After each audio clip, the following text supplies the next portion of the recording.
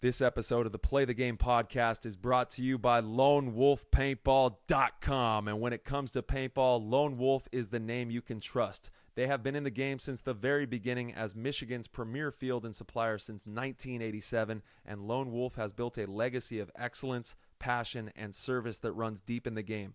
From their top-tier customer service to same-day shipping on all orders, Lone Wolf makes sure that you are locked and loaded with your new gear fast. No waiting around, no hassle, just the best brands in paintball delivered straight to your door. They've got it all. Markers, loaders, tanks, apparel, accessories, and more from all of your favorite brands. And whether you're just getting started in the game or gearing up for your next big event, LoneWolfPaintball.com has everything you need. Be sure to check out their YouTube channel at Lone Wolf Paintball and follow them on Instagram at Lone Wolf PB to stay up to date on all the latest gear, exclusive sales, and community content. At Play the Game Podcast, we are incredibly grateful for Lone Wolf's continued support, and we cannot wait for you to become a part of their growing community.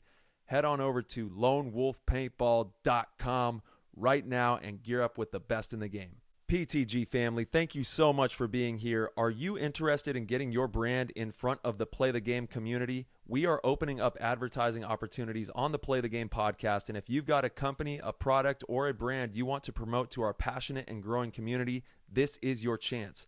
Please send us over a message on Instagram at Play the Game Podcast to learn how we can collaborate and help you grow your business through the PTG platform.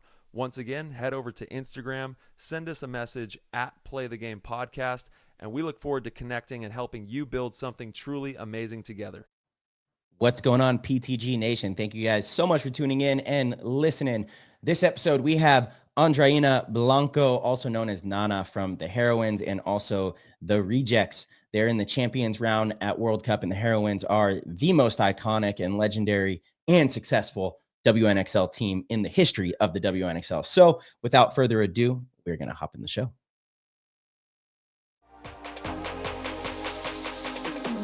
That was an insane inside move by Marcelo Margot. Great communication. And the crowd starts chanting Harmon. Great shot by all the guys. So Tyler Harmon saved that game. Came out with 2 wins. Marcelo Margot was on fire.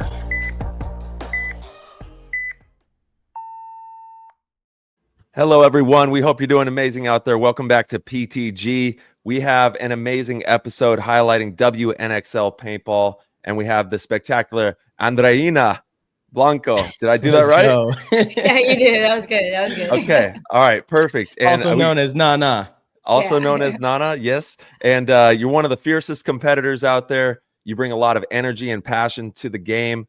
You have your roots in Venezuela and repping Team USA and the Heroines. So we're excited to have you on the show to tell your story. How are you doing and where are you reporting from?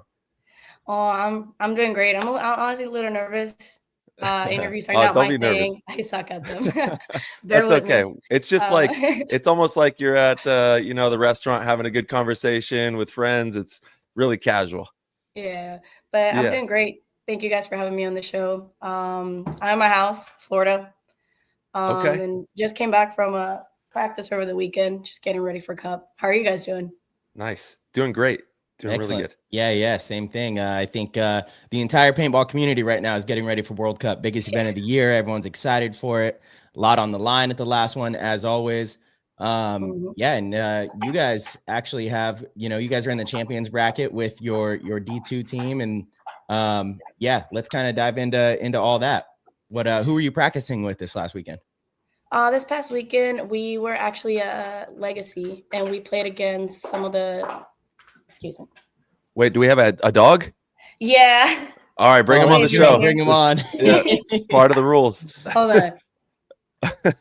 All right, for everybody in the on the audio, head over to the YouTube, check it out, Play the Game podcast. Oh wow, she picked the dog up. The dog's on the show. The dog's bigger than her. Dang. Yeah, that's awesome. He's a German Shepherd. He's What's the name? His name is Coda. Coda. Nice. Yeah. Shout out to Coda. Yeah. So you guys were out at Legacy, and that is owned by Marcelo's teammates on Damage there, the Edwards family. So how was that out there? Oh, it's great. We were actually practicing over at Tiki, and we actually just started playing there again after they put the turf. Does your dog have marbles? Does it have? Is it play? Let me put him in the cage because he has this little toy and it's like a little plastic thing. Let me get. Hold on. Our dog, our poor little honey, is having some belly issues, so she's been kind of pooping herself a little bit. So we're gonna have to get like some medicine. I don't know, probably just like a little stomach bug or something. But yeah, poor little girl. She's gonna be a year old in December, so she's getting big. Is she eating grass? No, I try to keep her from eating the grass because there's a ton of. Well, she eats a little bit, but not like she's not chomping on a ton of grass. Yeah, I think that usually helps their stomach. Like anytime Piper has a stomach ache, you can tell because they'll like start to eat grass. Okay. I think it settles it a little bit, but yeah, maybe there's bad stuff in it too. Who knows? I don't know. I'm not. I'll let her chomp. Yeah, I'll let her chomp on a little bit of grass. We'll see. Yeah, sometimes it settles the tummy a little bit. All right, good to know. Yeah. Sorry about that. So yeah, legacy paintball. Yes. We actually just started playing there again this past weekend because we were over at Tiki's and we started playing on the turf and it's amazing. Awesome. Definitely a big change from how it was when we used to practice there. We played against some of the guys from Shock, a couple guys from Damage, from Legacy D2, and honestly a couple, just whoever was on the box, just trying to get some reps in before Cup. There we go. Yeah, how does it feel representing Venezuela? Obviously, you are one of the best players to come out of there and have really done very well for yourself. So representing that and then also representing Team USA and showing out on that aspect as well.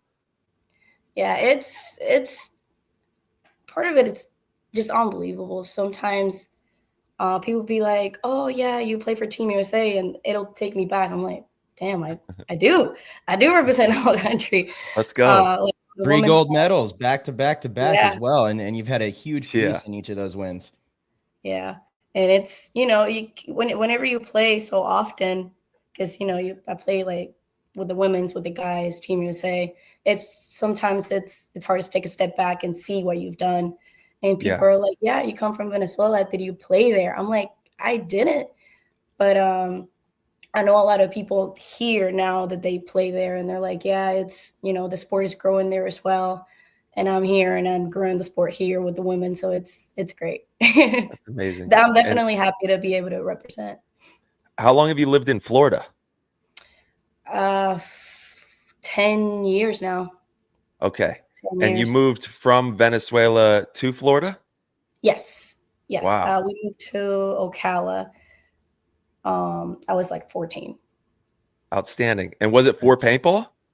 No. So funny enough, my mom and my dad were jockeys and we moved because my dad at that time was like a very, very professional jockey.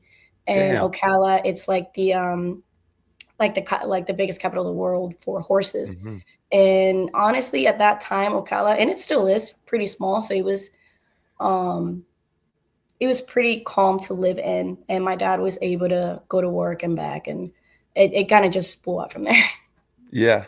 Well, that's a beautiful story, and we're so happy to have you here representing and showing out for the WNXL and for all the girls. And you're an inspiration to so many female players out there as well. And we only hope that more females will want to get involved in the game and start picking up the paintball marker, going out there having fun. So thank you for everything that you're doing for all the ladies in paintball as well. Yeah, and it makes me happy to be able to do that for them. I didn't even consider myself as somebody that can be an inspiration to somebody until I had little girls coming up to me at events, wanting to take a picture, wanting an autograph. If their parents be like, yeah, you're NaNa and Tata, the Blanco sisters, can they take a picture of you? They're always watching you play. And I'm like, I didn't know this. I just, so it's definitely awesome. And it makes me feel good. And I can only hope to, do good and show them that they can play paintball. And do great. Well, I think, that's because you have been in this for the right reasons. It's not like you started playing competitive paintball because you wanted to be an inspiration. You fell in love with the game, right? And you and your family, both of your sisters play, which is really cool. Your teammates with your sister, shout out to Tata. Yeah. How did you guys get into paintball when you came over here? What was your first exposure? So I feel like kind of the same reason, or most of everybody, how they started, it's rec ball. we had a family friend, and then he's like, have you ever tried paintball? We're like, no, but I mean, I guess we can go. So we went to a woods ball field in Ocala, Florida, Wayne's World. And it was strictly woods ball. And we just loved it, fell in love with it. And every Sunday we kept going. Eventually we became part of a team, a woods ball team called X-Men. And it was straight scenario games. A couple of months in, we would only do scenario games. And then little by little, we were like, well, how about we try speedball? I didn't really fall in love with speedball immediately because I was so used to like the woods ball and stuff. Yeah. So I didn't really get speedball a chance until like a year or two in. And we started D6 at, beginner level, then D5, eventually moved into D4. By that time, I was playing with Shenanigans, which at that time it was a big camp under the Killers umbrella. I don't know if you remember the Killers. They were in D2, big camp, and we were under them. And that's where I learned a lot from the Killers. They would always like practice their teams like at the level they were at, and then they would come over and play with us and make us better. And I feel like that was also the same time that I was playing with Destiny, that they asked me to play, and it wasn't any WNXL. It was just like the women's thing.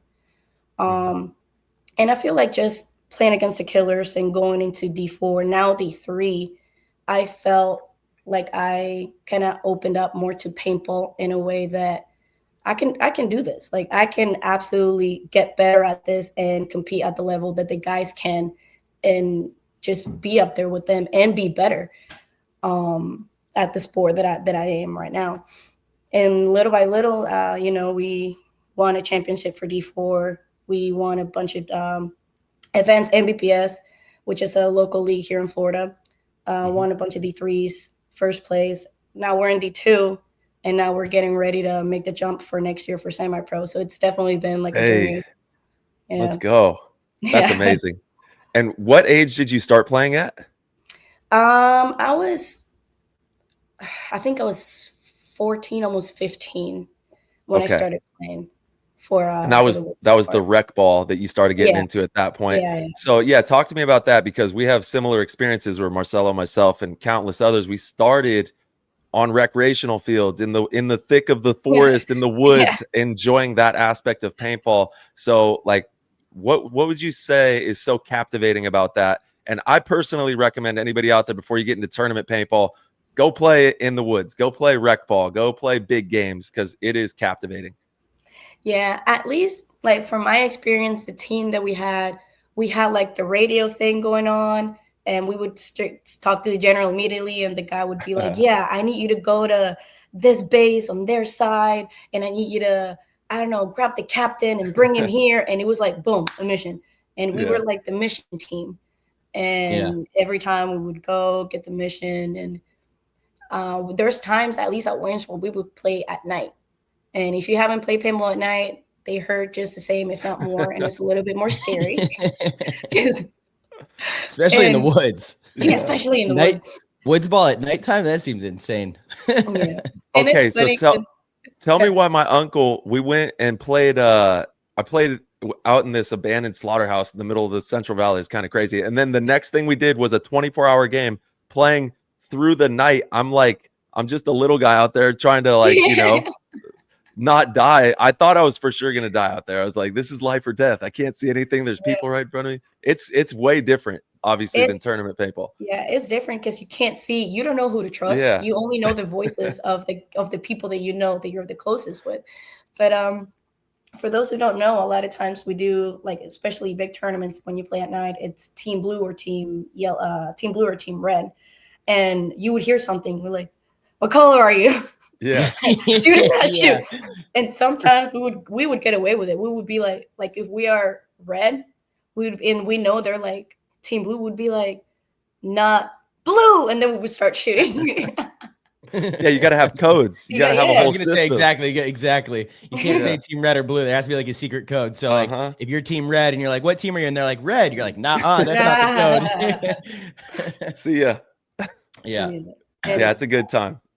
and doing the missions at night, it's definitely scary because all you see sometimes it was like capture a balloon, and you would see the balloon, but the balloon had like a red, like, you know, the sticks that you break and light up, like the neon sticks. So you see, and all you see is like a floating stick in the dark. You're like, oh, I gotta shoot that. I gotta shoot whoever's holding that.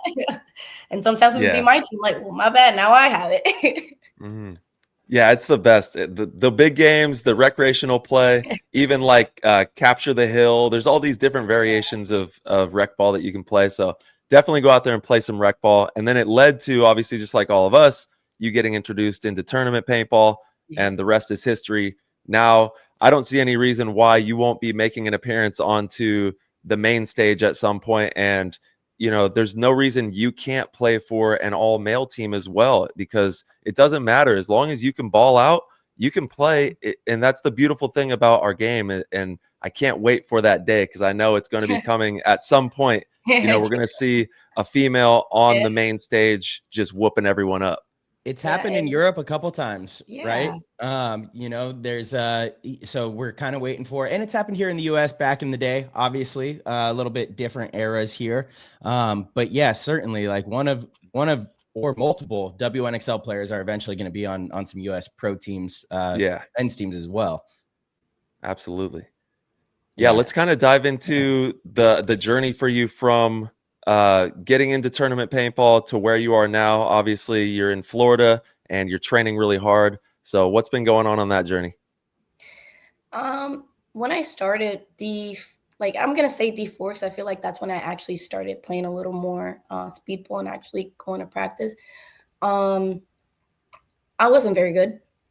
You know, I was so into the whole woods ball part of it that I didn't understand speedball yet. I'm like, well, why does that person have to be there? Why can't we just go straight and hit the flat? Like, and, you know, so I didn't understand like the whole game yet.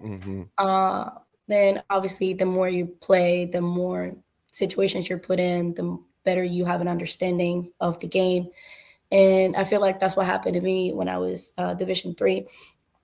I was able to see the game a lot better and understand the game and make changes on the field. In what ways? What ways helped you the most on understanding that? I guess just playing more. Like, I guess being in that position, every time that I would lose a point and it would be like, NaNa, you should have done this. I'm like, you're right. That makes sense why I should have. And I guess just being put in those positions constantly getting shot off break in that same spot. I'm like, well, if I move a little to the left when I'm diving, maybe that would work. And just things like that. I'm like, it's not so one-dimensional that I'm like, I have to go straight to the Dorito one. I have to go straight over here. Because on my D4, D5 years, that's what I used to do. I would always just do this, just push and, you know, have fun doing it. D3, I'm like, no, it's, you gotta be here. There's a 2 gotta be looking this way. If that person dies, we need somebody to move and switch the lane and cover that zone. Little by little, that's when I started, you know.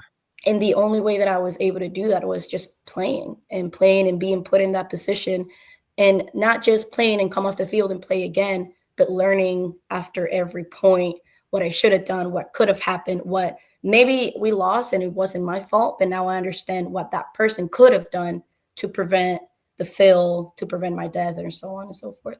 So it's just playing more, and I feel what helps is playing against a higher division team. And that in our case, we had the Killers, and every time that you play against somebody that's better than you, you're gonna want to be faster. You're gonna want to play tighter. You're gonna understand the game quicker, because if they're the type of players that if the sound drops, they're gone. So you have to figure out what would be their next step, what would be their next bunker they're gonna go to, and expect that. And thank you, the Killers. Shout out to all the Killers. And they would always come up and be like, hey, this is what you should have done. This is why I moved, and this is how you died, or this is how you lost a point. And that's honestly what helped. Yeah, you broke down a lot there, actually. There's a lot of key details in there. Yeah. Yeah, and I think it's a great point too, and it's something that teams are so afraid of is by playing up. You know, I hear this often, like, well, it's not good for the confidence of our team, and like you're approaching it all wrong. Yeah. If that's going to break your confidence, if practice is going to break your confidence, then you've got some bigger issues. But you absolutely want to be playing and practicing against players or teams that are better than you, because you're right, the speed of the game is just so much faster as you work your way through the divisions. The processing of situations and okay, it's a 5-on-4 and they're here, we're here, what next, right? It's whoever solves the equation first. And as you work your way up through the ranks and you play against more and more experienced players, those windows close, you know. So if you miss an opportunity or you, like you said, drop a zone, good teams and good players, they capitalize on it quicker than the lower divisions. So yeah, it's definitely it's the best way to, you know, get good fast. That's how Tyler, myself, and, you know, really our generation of the pros got good really fast, is we were playing against pros at a really young age, you know, and you're just getting beat up. You're just getting absolutely beat up. You're getting throttled. You're like, am I ever going to get this? You know, and slowly but surely you start surviving a little bit longer, you know, instead of losing the point in 30 seconds, it's 45 seconds. And then instead of losing in 45 seconds, it's like a 2-minute point, you know, and then eventually you win a point. Yeah, exactly. You know, and that's why I say, like, I agree with what you're saying. Some people don't want to play higher levels because then they're like, well, we're going to lose a point in 30 seconds. We're going to lose a point in a minute. And the way I see it is, yeah, at the beginning, you might do that, but you're going to learn. You're not going to die on the same spot every single time, because you're going to learn to maybe not go to the spot within the 5 seconds of the game, you know, and you're just going to learn little by little. Like, it's going to happen. And there's times where I rather play, and sometimes we lose every single point. But as long as after the point, you're learning from it, and you're like, no, this is what should have happened. That's how you learn, and that's how you gain the confidence to do better the next point.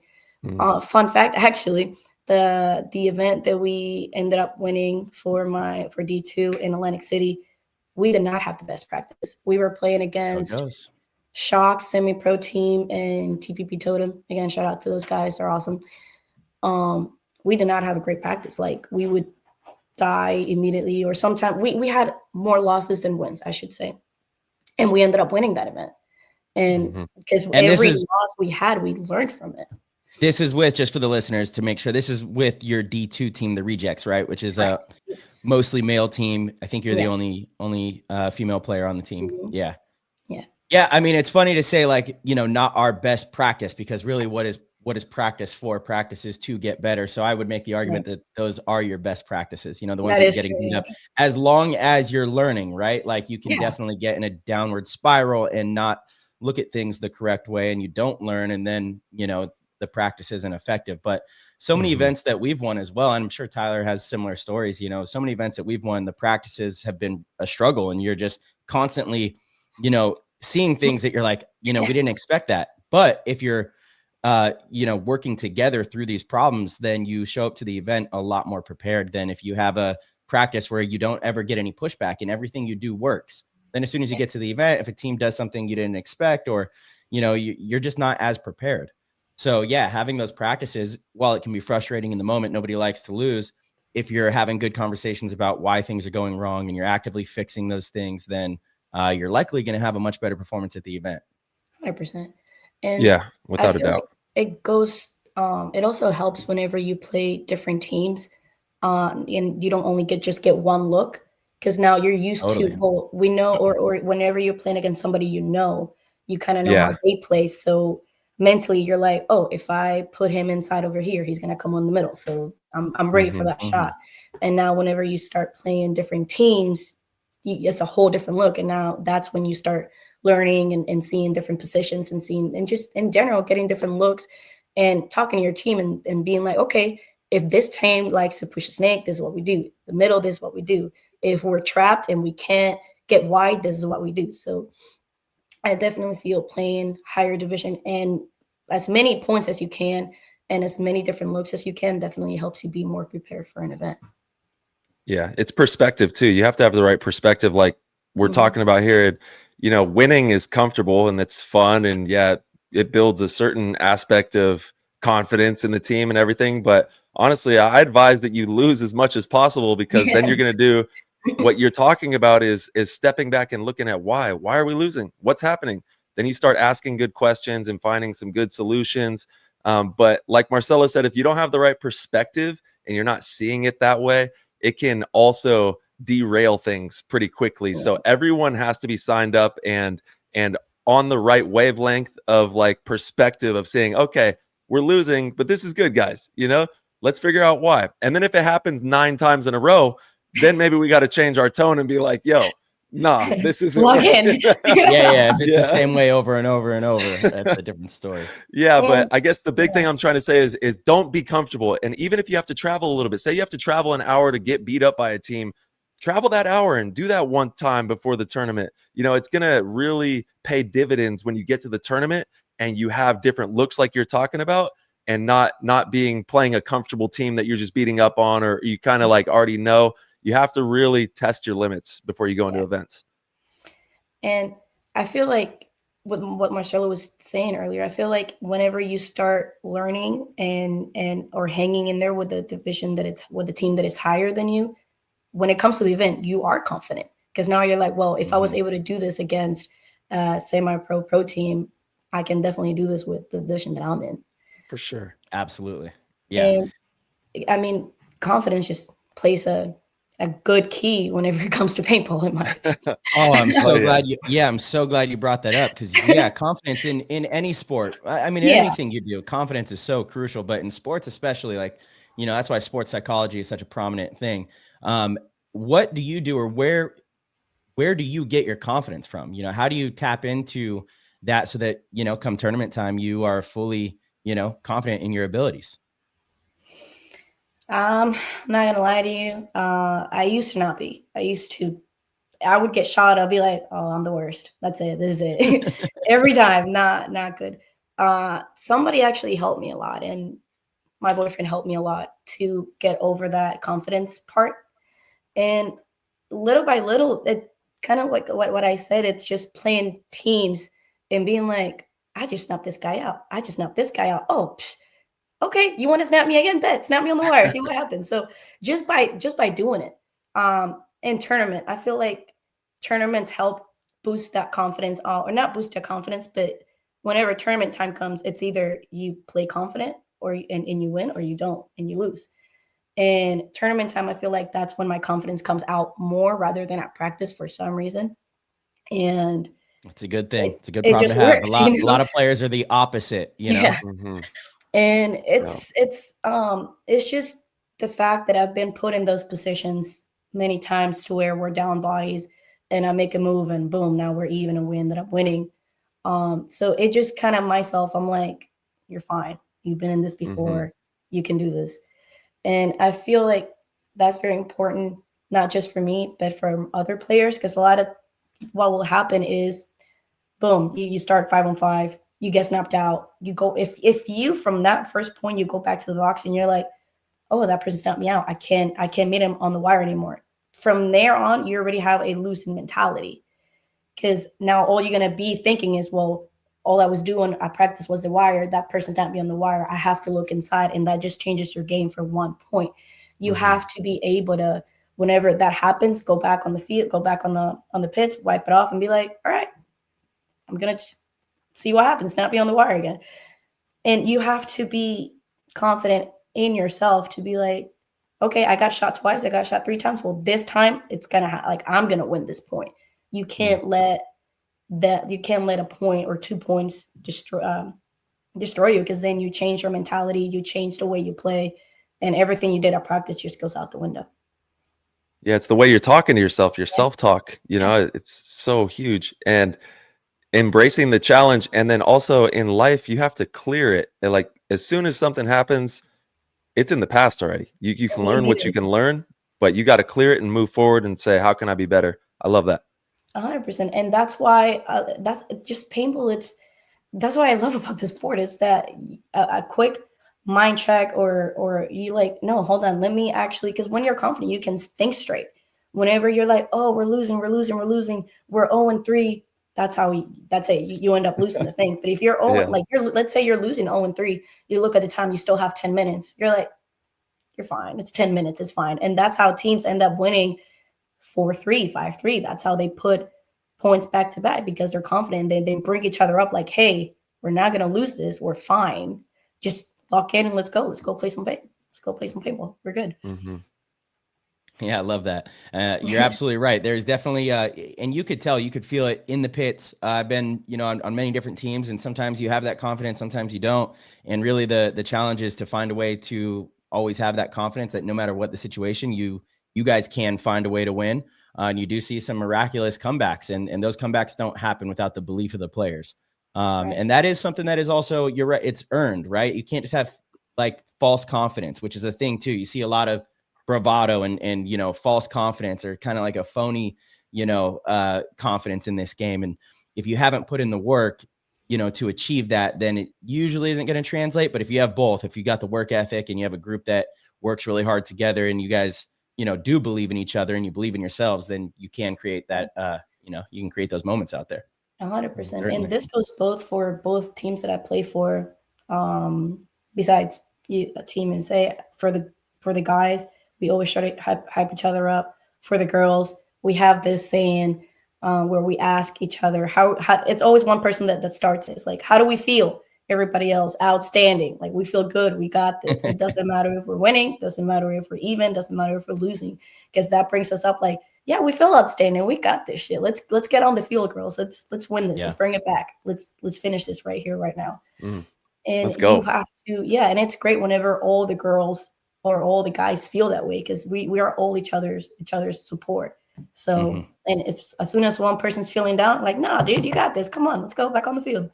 You've been here before. You know what it feels like. You know what you got to do. Yeah, and that attitude is really contagious. Like, I can look at, my teammates, and I could see if they're confident, if they're not, and when they are, and it's like real, true confidence, that makes me confident. Yeah. 100%. Yeah. Okay, so World Cup, you're going to be very busy because you got to play 2 events basically. How does that work? You guys are in the champions bracket for D2 with the Rejects, and then also competing with the Heroines. And the Heroines, I mean, that team is, they've won 6 of 11 WNXL events. A lot of pressure on that team to win. What is that like? And what's it going to be like going back and forth and trying to manage both? Honestly, it's not as different because it's just what I've been doing. I'm usually playing with the girls and the guys. Anthony, actually, shout out to Anthony because he's amazing. Anthony and Lori, mom and dad. Anthony and Lori are the best. Yeah, they're the best. Anthony helps me at least on the prelims part of it, to where I'm not like my schedule is not overlapping. Thank you. Okay. So, and usually I play in the morning, and it's always a long day for me at the field, because there's times that I have 7 a.m. games or 8 a.m. games or matches with the guys. And then my last match, it's at 4:20, 5 p.m. with the girls. So That's brutal. Yeah. And there's been times to where my second match, it's finishing for the guys, and my first match for the girls is about to start. And I've been having to run and change jersey, put the jersey on, get on the field, and start playing. Damn.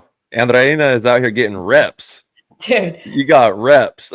Yeah. Hey, you're playing a lot of paintball. Quick question, because this might be the most impressive part of the whole thing. I mean, I guarantee that you guys don't use the same codes on the Heroines as you do with the Rejects, or do you? Mm-mm. No. Oof. Wow. So in the same event on the same field, you have to go back and forth and have the mental flexibility to be able to, whoa. I mean, I'm not going to lie, that right there, that deserves a gold medal. Because that is a very difficult thing to do. Because, I mean, you're hardwiring your brain in practices to, like, certain codes for certain situations with your team, and obviously bunker calls. And wow. So to be able to go back and forth, what do you do to make sure that you don't mess that up? Because I to be honest, I practice the Heroines once the most. And it just helps that every event, whenever I go to play an event that has both Heroines and the guys, I play with the girls. So I kind of get those in my system a lot more. Okay. And because I play with my guys every weekend, I'm used to those codes. So those are like embedded in my brain, no matter what layout we have. The first Dorito is always a 100. So it always counts 100, 200, 300. Snake, I know, whatever, like it's always the same format. So whenever I see a layout, it's like it's embedded in my brain that has to be called Viper, you know, like I That's already your know language. that. Yeah, that's my language. So when it comes to the girls, I know it's kind of similar to where this is this side and then this is over here.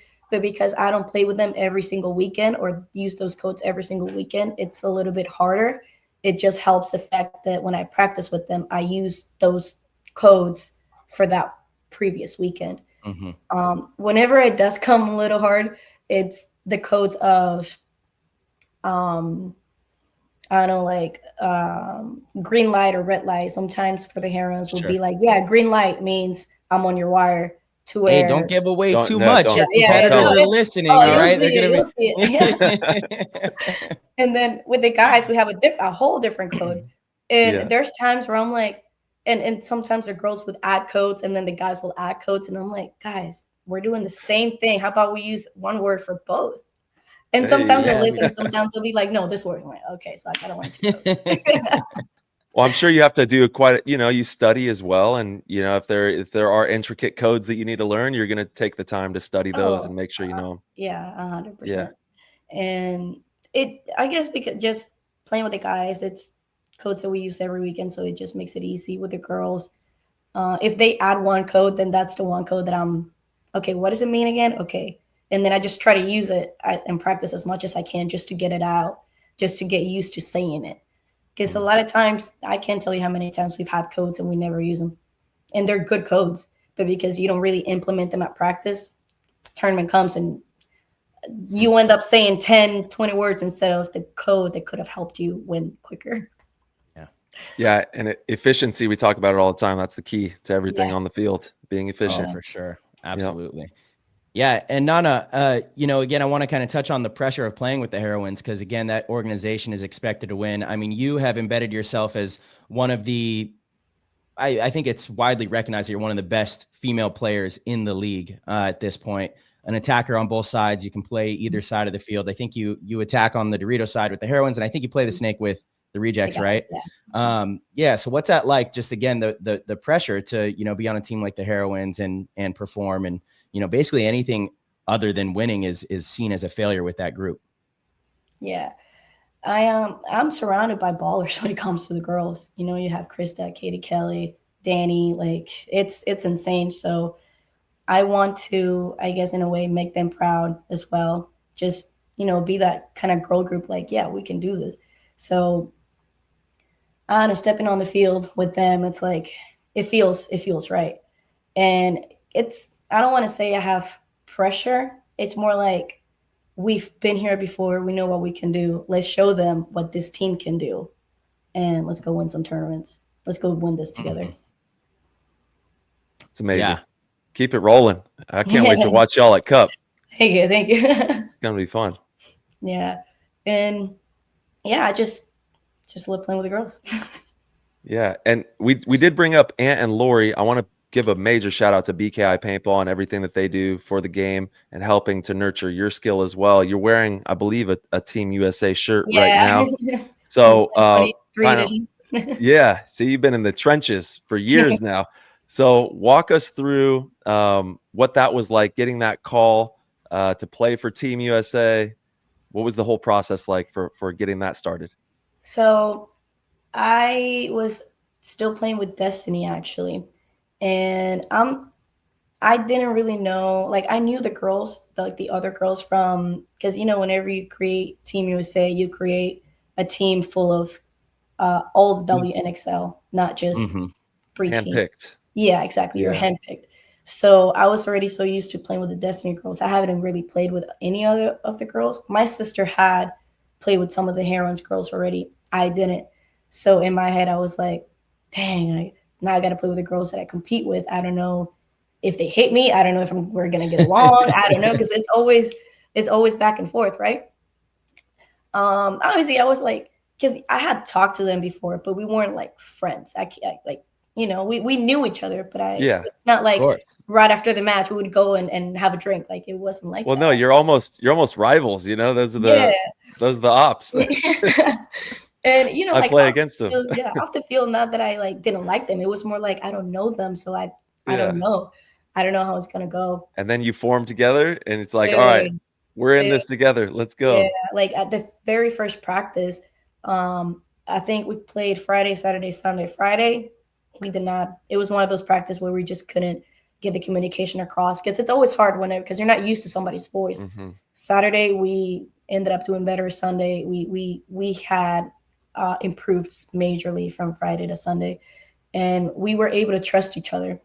Because now we look around, we're like, well, there's a reason why we're here. We are representing Team USA for a reason. We are, at this moment, the best girls that, from each of your teams. Yeah. And it became such a good practice, a good time that, we ended up winning, and it was fun. Like, it wasn't like, oh yeah, well, we got to do it. Like, it was just fun. Everything was smooth from the first prelim match to the last. And we just trusted each other. I feel like that was the main thing. Stepping into a team that you're new with, that you're usually rivals with, we were able to actually trust each other on the field, on and off the field, and it was great. Was that your first year with the squad, with you and your sister, when I went out there and we all traveled through France? Was that your very first year? Yes, okay. First time. Yeah, and you and your sister are the best. Awesome. So much fun to travel around with. The whole crew that we had was truly spectacular. And can't say enough thank yous to Ant and Lori and BKI and everything that they do. It really is a phenomenal program. And they field and put together this amazing culture of paintball players that is unmatched. And it's something that when we look back on the history of the game, it'll stand the test of time and be something in the books. So it's a really special thing that we're a part of. And yeah, it was so much fun. So that was the first year when we all went, we swept it that very first year. And then you guys have carried that on each year since, just dominating. Yeah. Kicking ass. Let's go. Yeah. And I, like you're saying, I can't thank Anthony and Laura enough for the opportunity to travel outside of the country to play paintball. That's something Welcome to PTG World, the ultimate paintball community where the game never stops and the vibes are always elite. Inside our Discord chat, you'll find nonstop action in rooms like the Players Chat, Gear Talk, PB Fashion, News, the Media Gang channel, and the exclusive Guest Questions channel where you get to ask our weekly podcast guests anything you want to be answered live on the PTG show. But it does not stop there. We also host monthly GOAT Squad live hangouts for our GOAT tier members, packed with giveaways, laughs, and nonstop behind-the-scenes shenanigans. It is a full hour of community fire with the most amazing people who are locked in every day for the love of the game. Whether you're a weekend warrior or a seasoned pro, PTG World is your front row seat to the pulse of paintball. Click the orange Patreon link at ptgpodcast.com and join the party. Once again, that is ptgpodcast.com. Click the orange link and we will see you in the chat. Never imagined it was possible. And now I've been in Paris 3 times representing Team USA and winning. So it's definitely, I'm definitely grateful for the opportunity and grateful to play with the girls that I've played throughout the years. Would you say that was one of your favorite moments in paintball? Or do you have? It's my top. Yeah. It's close to another one, but that was definitely my top. Just being on the field, winning in a whole nother country. It just wearing, your USA jersey. And it's just so epic out there too. The fan participation is crazy. Like, I feel like there's as much pressure playing in those games as there is World Cup here in the US. It's like, for sure, maybe more even, like it's really a cool vibe. Yeah. It's cool. You have fans booing, you have fans being happy. So you kind of use that to your advantage when you're playing. Yeah, for sure. For sure. That's so intelligent too, because you're right. In those big moments, you need to be playing every variable possible. Everything. And the crowd is a variable that you have to take into consideration too. Like, okay, are they on our side? Or are they not on our side? When they make a sound, what does it mean? How are we going to play off that? And using that energy, whether they're booing or cheering for you, using that energy to boost you, into a win or into those good moments. And that's something that I've used that we've used, especially this past tournament. Every time we would get a penalty, it was always they were always cheering. I'm like, shit. Fuck, what looks this next time? Okay. Yeah. And in that moment, I just stopped checking. I'm like, I hear cheering. I'm like, well, I either Damn, do something real right quick. now. Or... Did you hear the shots fired on her sister right there? Oh, we lost the snake side. No. Damn, shots fired. penalties. Damn, and Tata got a penalty. Goodness gracious. No, not her. Oh my, let me stop. Oh no, what I do? Wait, what happened? We lost the video. Oh, hold on, I got it. But both y'all, Tata and NaNa, are a force on the field, and know when you're playing against them, you better watch out. You better make sure you're covering the zones because they're moving. And I love playing with Tata because they're Tata carry, you know. Yeah. And it's funny because there's times where I'm like on the first Dorito and I'm like lollygagging, and then I see Tata in the 50 snake. I'm like, oh, fuck, now I gotta catch up. Hold on, I'm coming. Got to get to work. Yeah. I love that. It's so cool. And your guys' younger sister is coming up through the ranks now. Yes. What? Yeah, shine some light on her. Yeah, the whole family, man. It's pretty awesome. Pretty awesome. Yeah. What's her story? What's her situation right now? She is definitely getting better every time. What's her name first? We gotta get the name. Yeah. So her name is Andreina, but she goes by Tita. Okay. And she reps the number 10. Let's go. She's the youngest sister, but she's definitely the tallest now. She passed my height. She's definitely gonna be taller than that. And she's a great communicator. She's very good off the break shot. And she's very smart. Like at 13, she's gonna be 14 soon, but she can understand the game a lot better. She's been watching you guys for a long time. Yeah. And she actually practiced a lot with my sister's boyfriend, Cody Clarkson. Played for Killers as well. And he puts her through the ringer like one-on-ones, drills, and that's how she's slowly gotten better, and a confidence boost. When she started, I guess being the youngest sister of the sisters that play paintball, she herself put pressure on. She put pressure on herself, and people were always coming up to her like, "Oh yeah, well you got the best teachers. You got to be better than them."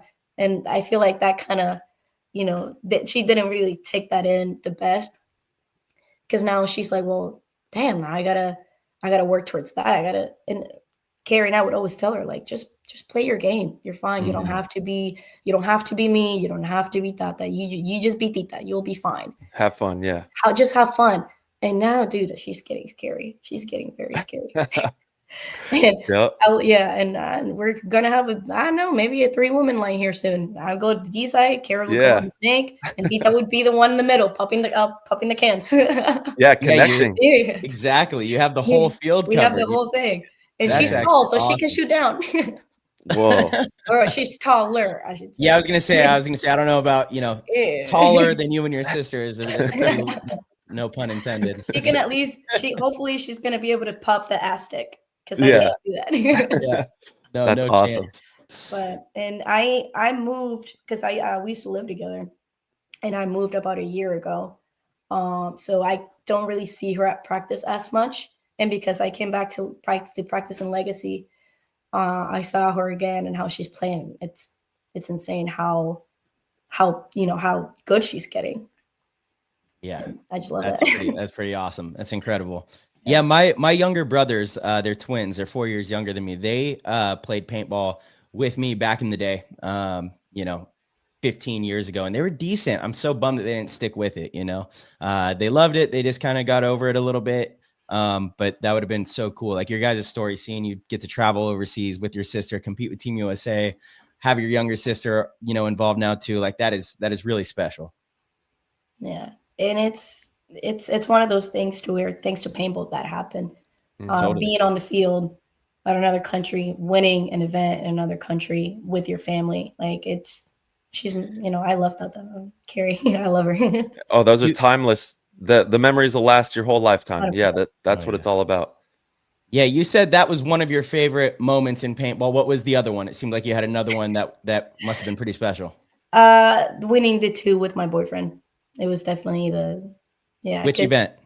Atlantic City. Yeah. Heck yes. Congrats. Thank you. Yeah. I guess this one was like extra special because it was the first time, not the first time that I've been on the pro field, but it was the first time that I was on the pro field with my boyfriend, with my guys that we've been grinding every weekend. And it was just special, like winning D2 with my boyfriend on the field, both of us on the field, I cried. The whole team cried. You know, whenever, and especially because those are, you know, those are my guys. Yeah. And playing every weekend together. And like I said, it was one of the hardest practice we had. So everything we just let off the field. And it was an unbelievable moment whenever the time ran out and I look and I'm like, holy shit, we just won D2. Let's go. That's a moment. And like you said, the practices weren't great, but once again, you got to leave that in the past. You got to check that at the door, because the tournament, even when you get to the fields, it's typically a completely different field with little nuanced shots that are a little bit different, you know, so you got to progress well through the tournament in order to win on Sunday. And that's obviously what you guys did. But do you have any key talking points on like what to you it took for the team to win, or something that clicked that helped the team win? First, I want to say the coaching part. We were the kind of team that we would always player coach, and I feel like a lot of those who have done it know that's not a good thing to do. Especially, maybe you can do that, maybe the D5, D4, but once you enter higher divisions, you can't see everything and play at the same time. So for us, I believe that was the first event for NXL that we had a coach. Very smart, Sean Morehouse. He doesn't even play paintball as much, but he watches a lot of paintball. He knows so much about paintball. So we actually did we were kind of pushing the snake in the middle throughout the whole match, throughout the whole tournament. First point, he's like, "NaNa, go on the D side." I'm like, okay, like push the D side. Okay, I guess we're doing that. So it was kind of like throwing it in a loop, and we ended up winning. The guys, I guess, seeing that we were winning, and okay, now we're in quarters, now we're in semis, because we would before Sean, we would always be into the quarters, and now we got to semis. We're like, okay, bet we're in the semis now. We made it into finals. We're like, all right, bet. So everybody was like hyped, and everybody was like confident. Everybody was like, we can do this. We just need to keep dialing the shots and communicating the way we've been communicating, and it's we'll do fine. Once we were in finals, for us, I guess, because there was not a lot of people, it was after the pros. So a lot of the fans had left. The grandstands were almost empty, and it was just us. And I guess that pressure kind of went out the window. And we're like, let's just play some paintball. We got this. Let's just play some ball. And it's energy. Yeah, you got to bring the right energy. Yeah, absolutely. Because if you step on the finals and you're like, it's finals, we got to win. And that's how you lose. You got to come in confident, cool, collected, and you'll go play. Yeah, go play. Just go play paintball. You've done it every weekend. Yeah, you got this. NaNa, for the female listener right now, what are some of the biggest hurdles as a female in this sport have you encountered? Climbing through the ranks and trying to chase a professional career? I don't know if this is the right way to answer this, but I guess nowadays people are respecting women a little more on the field. I honestly had to pay my dues through D6, fighting through like playing against guys. Guys are guys a lot of times, not all of them, but a lot of the guys would be like, I don't want to lose to a girl. So it was like, no, don't put the girl in. Or, oh, they only have a girl. Like, all right, bet. I'll show you what the girl is. Yeah, let's go. Watch this snapshot. Watch this now. Bet. Bye-bye. So that's how like I started. I started from D6 and worked my way up with the team that I was in.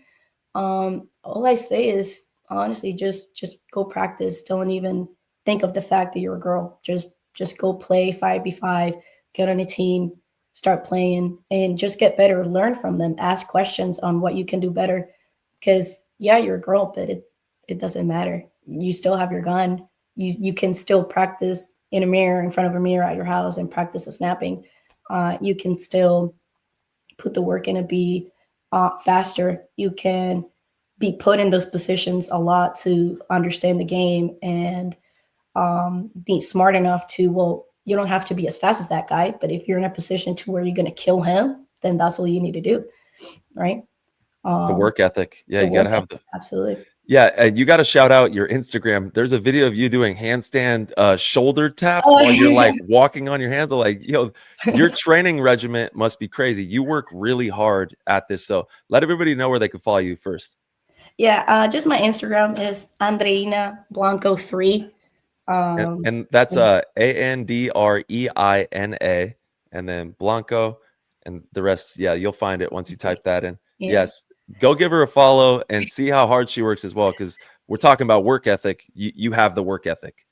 Yeah, I just try to stay disciplined, especially like kind of Marcelo, what you were asking earlier. That's how I try to stay in shape as well. Because there are times where I'm like after prelims playing with the guys, there's no more. Oh yeah, we're gonna play this time. It's whatever the time falls under. It falls under, and you have to go from one field to the next. At the end of the day, Heroines has been my priority. So even if the games are at the same time, Heroines takes it. But there have been times where I'm playing with the guys and I'm the one snake player that they have. And I think we ended up, it's like an anecdote real quick, a funny story. We were tied and we were about to play an overtime point. And Anthony calls me. He's like, hey, we're about to start the match. And I'm like, okay. And I just started crying because I'm like, I can't because my guys are here. We're about to win. Like, if we win this, we go to quarters. And the guys are like, no, you got to go. Like, shout out to my guys for always understanding. And awesome, they have my back 100%. To where if I need to go with the girls, they know the understanding of it. And I'm like walking off the pits crying. I'm switching my jersey. And I go to the girls and the girls look at me and they're like, you're okay? I'm like, I don't know if we win or not. And then again, Anthony's like, are you sure? I'm like, I'm fine. It's okay. Let's go play. Like now I got to leave that behind me, focus on this. And then like 10 minutes later, my boyfriend comes over and I'm about to step on the box. Like I have my mask on and everything, step on the box with the girls. And I turn to my side and my boyfriend is like, I'm like, oh, okay, we won. We won that match in quarters. But you just gotta, be ready physically. What was the last event with the guys? It's a tough game. Paintball, people really sleep on how difficult paintball is to play. It is tiring. Yeah. And like Marcelo was saying, I play Snake with the guys. And in Ohio, I went to the snake off break 7 times in a row, 7 of the 7 points. And it was like, it was those snakes nowadays that you just crawl. And it was nonstop crawling. Okay, we would win, we would lose off the field. Again, water. And as I'm finishing the match, my sister comes over. She's like, we got to go. I'm like sweating, red, can't breathe. I'm like, okay, I'll be right there. Just give me a second. Yeah, brutal. It's like getting put through the washing machine when you're the lead snake player. It's just like, all right, run off the break, dive, crawl, snap, shoot. Okay, run, hit the buzzer, run back to the pit. Now I got to get back to the box. Okay, run again. Boom, you're in the spin cycle. Yeah, definitely the spin cycle. Yeah, so that's why I try to work out to. Be able to do that. Yeah. Well, thank you for all the effort that you put in order to make that happen, because, whether you realize it or not, all of the females in the WNXL bear a massive responsibility, just like the men do as well. But really, the WNXL is a very massive opportunity for our sport. It's something that we've tried to push for a very long time. It's an entire other demographic of people that can play this game and can enjoy the game and be very competitive and do it at a very high level. So you guys are setting the stage and the example for the next generation of upcoming, young ladies that want to, do this as a career or a passion or, whatever it may be. So you guys continuing to set the bar out there means more than maybe, and it is a massive responsibility. So thank you for, being, responsible with that, and doing the right things with that opportunity. Yeah, definitely. I guess just being at that level and being part of that league, you're representing the women community part of paintball. Yes. And I'm lucky to be part of it. And I'm proud to be able to, show what the girls can do and definitely grow the sport. Yeah. Who's your favorite female player of all time? Of all time? I have 2. I have Katie Kelly. which plays with me for Heroines. Love Katie Pelly. And She's amazing. I've known her for almost 20 years. it's true. She's Baller. Yeah. on and off the field. Yeah. And she doesn't matter. She takes a step off, to be with her family. She comes back. She's still a baller. Like she has it in her. It's in her blood. She got the IQ. Yeah. And got to give it to Jen Folk. Shout out to Jen. Yeah, she definitely is. She definitely has paved the way and was like just an absolute star in the WNXL. I think she was the female player of the year like 3 years in a row. Yeah. Which is pretty incredible. She's good. And no, she's also playing D2. And she's great. Nice. Yeah, we have a really amazing class of lady ballers right now. So just keep working hard out there. It's amazing to watch y'all play. Keep balling out. Just putting in the work like you're talking about, that work ethic. Yeah. And I mean, you see it now, like from whenever the WNXL started until now, you see how women in paintball have just progressively gotten better. Like it's not so black and white anymore. Like those are getting better. Yeah. And you got to put in the work to be better. Like it's now I'm like, we're all having a, That's what I'm saying too, is there's no reason. I want there to be an all-female team that makes their way into the pro and is like duking it out at the top level, because the gun is the great equalizer.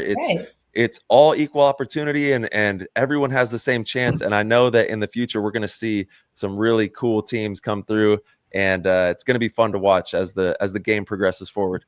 Yeah, and I can't wait to see that. Yeah, heck yeah. And we actually have the Discord chat. They're excited that you're here as well. We want to get some questions in for you. I got one here. We'll get verbs going first. The classic question, and this should be a good one. Your favorite food and your favorite place to eat it at. Okay. It's a Colombian dish. It's funny. I'm not Colombian, but I love this dish. Yeah. It's called bandeja paisa.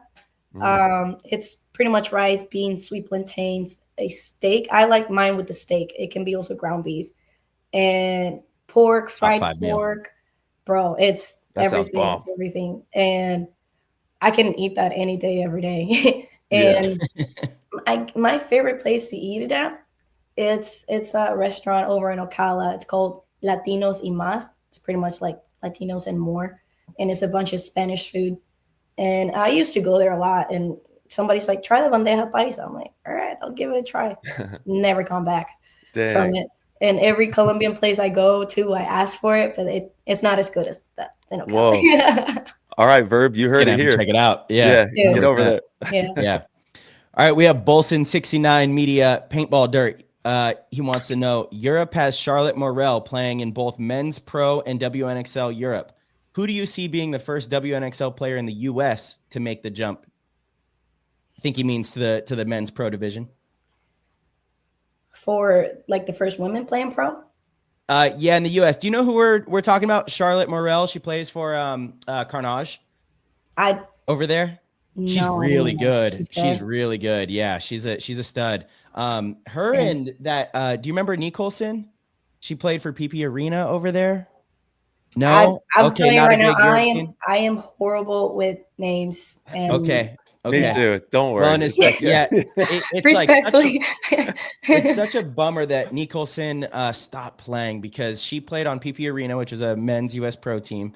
And I mean, she was so good. She was just a good player. Level. It's not even there's no asterisks of like, for a female. She was a good pro player. And this Charlotte Morel is like kind of the next, version of that over in Europe. And we have yet to see it in modern day paintball in the US. So yeah, who do you think will be the first player to make that jump? I think, and just from realistically speaking, I feel like it would come from the girls that are playing divisionals right now. Jen would probably try to make that jump. Do you think she has those aspirations? Is she trying to do that? I feel like if she wanted to, she absolutely would. I don't know where she's at right now. I know she's trying to win D2 with her team. I understand that sometimes she might want to take a break from paintball, but if she definitely tried to, she can definitely. I heard about this girl, Andreina. She's Yeah. insane. She's about to make it. Yeah, she's about to be semi-pro, so we'll see go. where it takes her. Hey, the sky's the limit, and that's all I'm Yeah. saying is, you know, and past that, the sky is not the limit. We can go past. You know, so anything's possible. We've been talking about. There's certain principles to the game, the work ethic, all the ideas about how to play the game, like you talked about earlier. You understand those things and just dominate the field. Go out there and enjoy that process. That's the cool thing about this game is there's like a formula to it. If you follow the formula, you're going to be really good at paintball. Especially if you do it with people you love and people you trust, it just makes the game that much better. And that's right. It's not just you, it's the collective, it's the team. And when everyone's hitting, everyone's processing the information, that's when the magic happens. Yeah. Yeah. 100%. Love that. All right. Let's see. Shout out to Rounder, Breathe. Rounder, dude. Okay. Rounder's wondering, is it true you and your sister had to handle some people at the local field once? They were giving you guys some trouble. What was happening? Allegedly. Allegedly, yeah, it's speculation. All right, we got Breathe. Oh no, I mean let's get the answer. What are you talking about over here? Come on, now we're not just gonna brush right over that after her reaction. No way. You guys had to beat some people up or what? Yeah, let's just. Yeah. Nice. Oh man, they must have been really out of line. Yeah. It was. Yeah. I was defending Carrie. I'll leave it at that. And then hands were thrown and that's it. That's all there is to it. I might have or may have not tanked somebody in the face because of it. So that is a may have not. May have not. We'll never definitely know. Not. Definitely Yowza. Not. All right, don't mess with the Blanco sisters. They will beat you up. That's what we've learned. That's what we've learned. They roll deep. Yeah. All right, we got Breathe. Shout out to Kyle Breathe here in the Discord. What do you think is the biggest thing holding back more ladies from playing competitive paintball? I don't know, probably not. I don't know, maybe fear that, you know, it's mostly guys playing and they're probably scared to step on that. Not really having people to play with that they trust or that they, you know, like a local field that they can step on to practice would be my top choices, because I don't, you know, I feel like that's why the WNXL is trying to show, like, hey, you don't need to be, you know, you don't need to play with the guys. You can play with the women. You can play with the girls and slowly get into it. And I feel like you don't need to start necessarily on an NXL tournament 5v5. No, you can start the 3v3. That's how I started whenever I played with Destiny. We did 3v3s, and slowly you start finding the love for the sport. Mm-hmm. And you don't need to go dive in straight into it. Just slowly, just pick up a gun, go to the field, have some fun, do some one-on-ones, you know, and then Enjoy it. Yeah, you gotta enjoy it. Yep, that's right. We started at 3v3 as well. It's funny, you know, it's kind of coming full circle now. It's 3v3 is getting popular again with the pro paintball stuff. So we'll see where that goes. But I want to know what do you do for fun, like outside of paintball and work? Any hobbies or anything like that you're involved in? I love to draw. There we go. Yeah. I love to. I'm getting a little bit into painting, but I'm more of the drawing part of it. What kind of medium are you using, or just canvas? It's like color pencils. Okay. Mostly that. Yeah.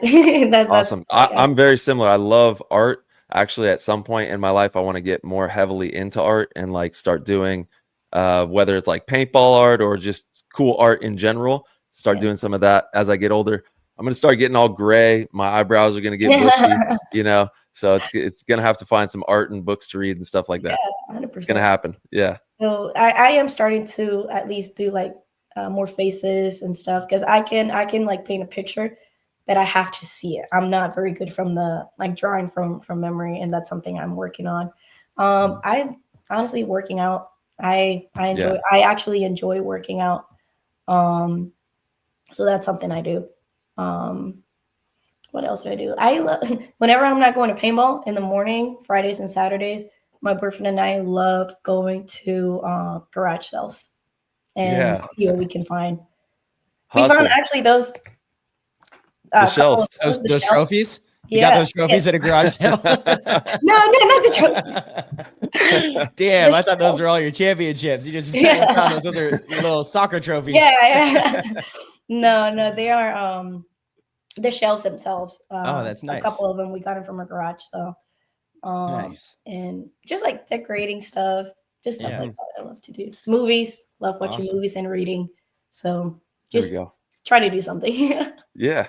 No, you're right. Working out is also something that helps with paintball and is a fun thing that's almost therapeutic for me, at least, too. Getting out there, running, and clearing the mind and getting the body ready for paintball tournaments. And there's times that I don't want to work out, but I try to stay disciplined on it because I know, first off, I know I need it when it comes to events. And second off, after you work out, you feel better. So, yeah, absolutely. Yeah, there's times I don't want to do it, but I'm like, I have to. Let's go. Lock it. Yeah, being disciplined is a lot more important than being motivated. That's for sure. 100%. Not always motivated, but if you're always disciplined, then you'll find a way to get the job done. Yeah, we actually for the girls, we send each other like pictures like, I'm working out today, let's go. And then all the girls like start working out too. We kind of like push each other like that. For the guys, it's funny because we kind of do something, we kind of do the same thing, but it's always one person that starts it on the group chat, and then we'll send a picture of like either working out, running, lifting a weight, and we'll caption it luck and shitters.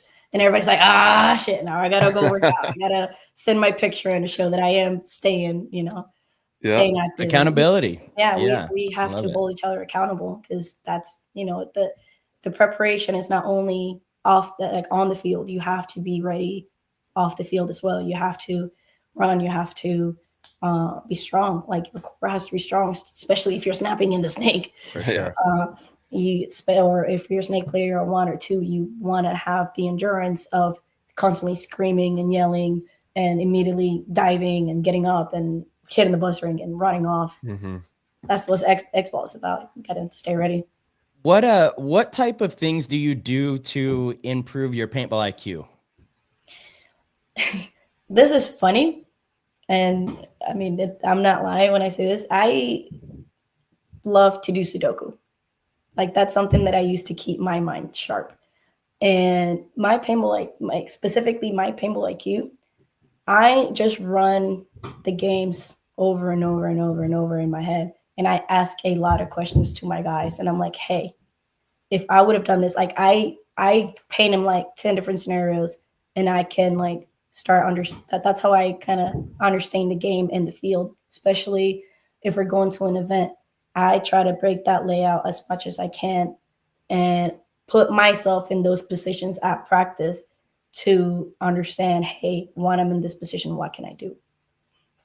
Yeah. Awesome. Yeah, you got to see it. You got to see it in the mind before it can happen in reality, for sure. And I just try to keep my mind sharp throughout. Like when I'm off the field, I try to do little stuff to, keep my mind sharp and active.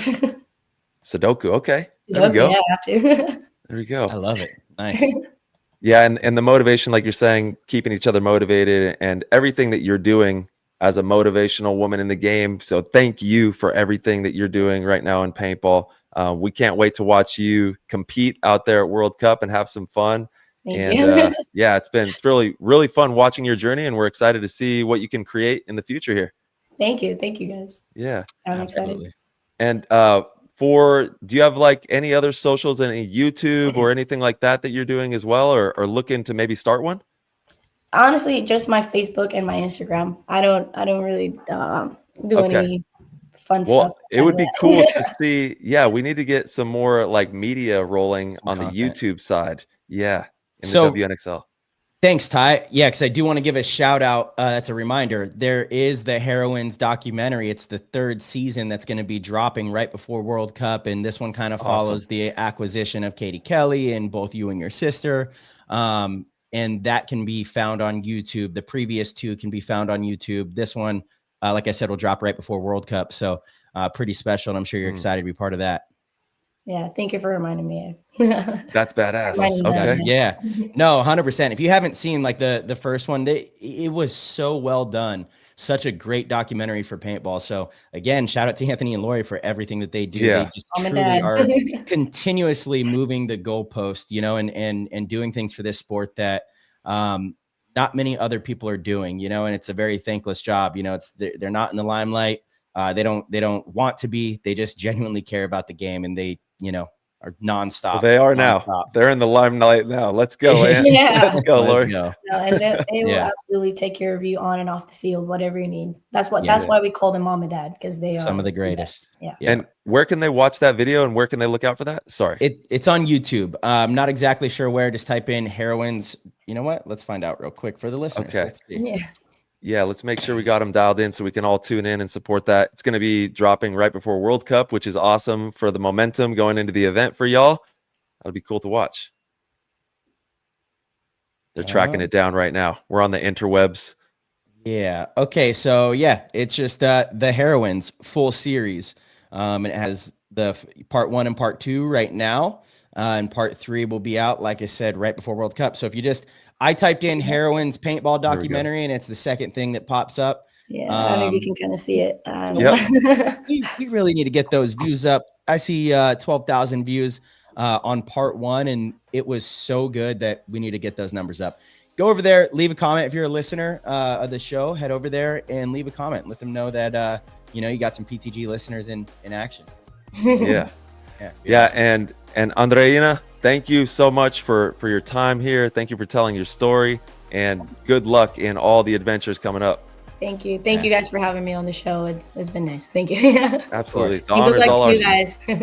Thank you very much. You have a great one, okay? You as well. Thank you guys. All right. Peace. All right, everybody. Thank you guys so much for tuning in and listening to the show. We appreciate your support more than you know. As you guys heard about midway through the episode, if you guys would like to support PTG in any way, you could head over to ptgpaintball.com. You could click the orange Patreon link and sign up at any level and get access to our Discord. The Discord is one of the most phenomenal communities in the game of paintball. We have so many different channels in there. It's great for learning. It's great for connecting, finding teams, selling equipment, whatever it is you want to do in there. We truly have it all. And we hope to see you in there. So again, head over to ptgpaintball.com, click the orange Patreon link, and we will see you in there.